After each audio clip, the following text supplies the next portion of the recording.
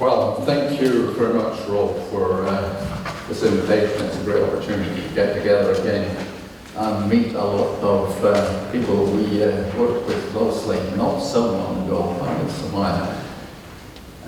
Thanks to Gerhard for that nice presentation. I'm very happy to say that I was really involved in all of this right from the very start, from Edinburgh and Vienna and the committee for the test campaign, and it was really a tremendous idea to keep it going.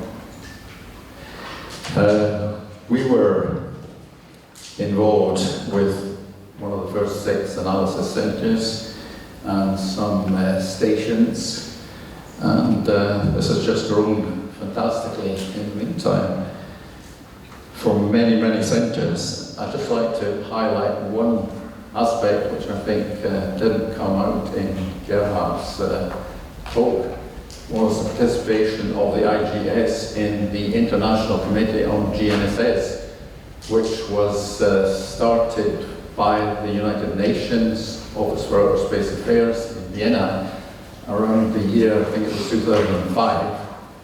And thanks very much to Ruth Neelan, the IGS got involved right in the beginning. And we had a lot of interactions with the formal members of that organisation, which are the providers of the system. So the US, Russia, China, Europe, plus the providers of the regional systems.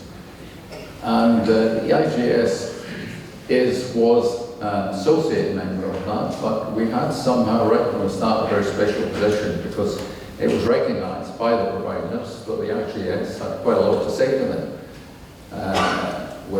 on many sides. And one thing that really got through to them was the reference frame, the ITRF. And I think Zuhair and Claude Boucher were quite involved in that. And it's great to see that, for example, Galileo is using essentially the ITRF with very high precision and accuracy. And the idea of multi-system modelling and analysis certainly came out of the IGS long before any of the providers had bothered or thought about it. And eventually this was formalised within the IGS as NCHEX, but some years before that, several of the analysis centres were making serious efforts in combining the different systems, starting first with GPS and GLONASS, but then Galileo and the Chinese system. And quite a number of them are doing that routinely these days.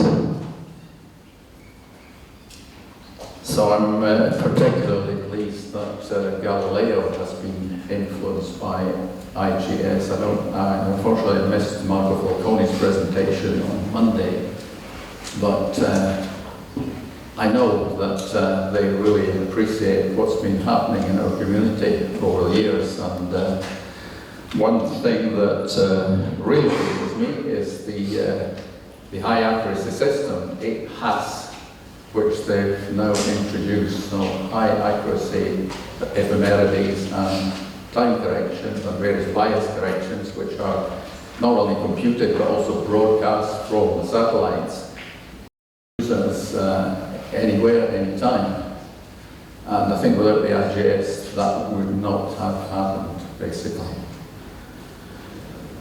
So I'm delighted to see that the IGS is still very much alive and kicking, and it's really, as from the beginning, it does its job through the tremendous motivation and innovation of many people from many institutes, and long may it continue.